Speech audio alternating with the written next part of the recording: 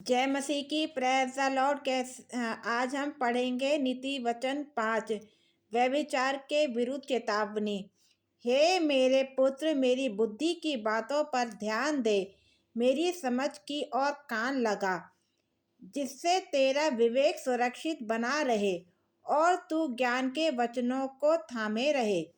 क्योंकि पराई स्त्री के होठों से मधु टपकता है और उसकी बातें तेल से भी अधिक चिकनी होती हैं, परंतु उसका परिणाम नागदौना सा कड़वा और दो धारी तलवार सा पैना होता है। उसके पाँव मृत्यु की ओर बढ़ते हैं और उसके पग अधोलोक तक पहुँचते हैं।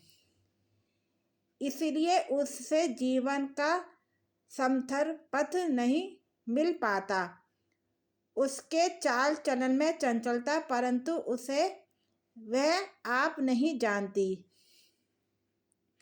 इसलिए अब हे मेरे पुत्र, मेरी सुनो और मेरी बातों से मुंह ना मोड़ो। ऐसी स्त्री से दूर रह और उसकी डेवरी के पास ना जाना, कहीं ऐसा ना हो कि तू अपना यश औरों के हाथ और अपना जीवन क्रूर जन के वश में कर दे, या पराई तेरी कमाई से अपना पेट भरे और परदेशी मनुष्य तेरे परिश्रम का फल अपने घर में रखें। और तू अपने अंतिम समय में, जबकि तेरा शरीर क्षीण हो जाए, तब यह कहकर हाय मनाने लगे, मैंने शिक्षा से कैसा बैर किया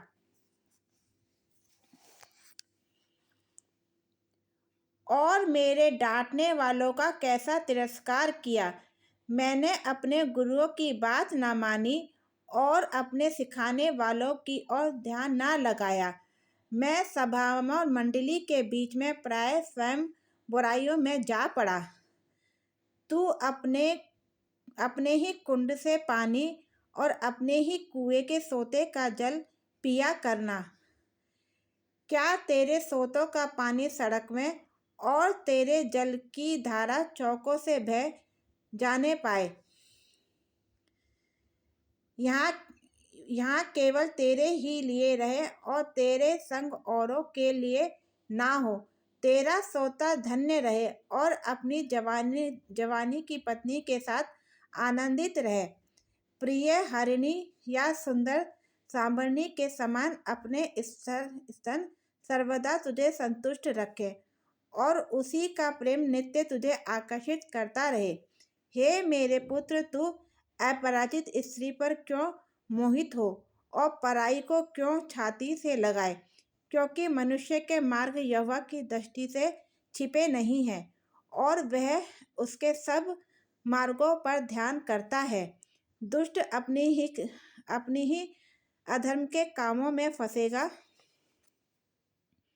फंसेगा और अपने ही पाप के बंधनों में बंधा रहेगा। वह शिक्षा प्राप्त किए बिना मर जाएगा और अपनी ही मूर्खता के कारण भटकता रहेगा। आमेन।